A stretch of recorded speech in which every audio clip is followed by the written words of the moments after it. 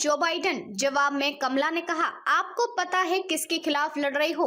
अमेरिकी राष्ट्रपति पद से दोनों प्रत्याशी डोनाल्ड ट्रंप और कमला हैरिस के बीच पहली बहस शुरू हो गई। दोनों नेताओं के बीच गर्भपात, अर्थव्यवस्था और निर्वाचन जैसे मुद्दे पर तीखी बहस हो गई। कमला हैरिस ने ट्रंप के आने पर अर्थव्यवस्था को भारी झटका लगने का आरोप लगाया, तो वहीं ट्रंप ने हैरिस को कम्युनिस्ट कहा। डोनाल्ड ट्रंप ने कमला हैरिस को बाइडेन बताया। उन्होंने बाइडेन को देश का सबसे विभाजनकारी राष्ट्रपति बताया। हैरिस ने हंसकर कहा कि निश्चित तौर पर मैं जो बाइडेन नहीं हूँ और डोनाल्ड ट्रंप भी नहीं हूँ। मैं जो पेशकश करती हूँ वह हमारे देश के लिए नेतृत्व की एक नई पीढ़ी है। आपको पता है कि आप किसके खिलाफ लड़ रहे हैं? आप जो बाइडेन के खिलाफ नहीं लड़ रहे हैं, आप मेरे खिलाफ लड़ रहे हैं। बहस के दौरान डोनाल्ड ट्रंप ने लगभग 40 मिनट और 50 सेकंड तक बात की।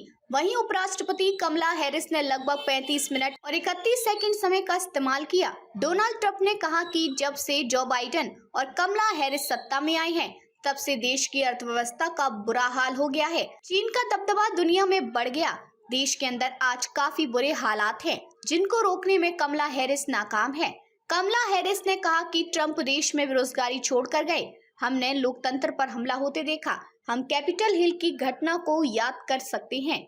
ट्रंप ने अमेरिका की अर्थव्यवस्था को पूरी तरह से बर्बाद करके रख दिया था, जिसे बाइडेन और उनके प्रशासन ने संभाला। उपराष्ट्रपति कमला हैरिस ने मंगलवार रात की बहस के दौरान ट्रंप के गर्भपात प्रतिबंध नीति की आलोचना की। हैरिस ने कहा कि किसी को सरकार से सहमत होने की खातिर अपने विश्वास और मान्यताओं को छोड़ने की आवश्यकता नहीं है। उन्होंने कहा कि डोनाल्ड ट्रंप को किसी महिला को यह नहीं बताना चाहिए कि उसे अपने शरीर के साथ क्या करना चाहिए।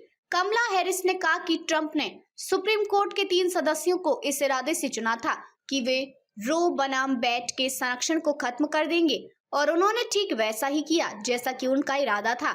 अब 20 से अधिक राज्यों में ट्रंप गर्भपात पर प्रतिबंध लगा रहे हैं।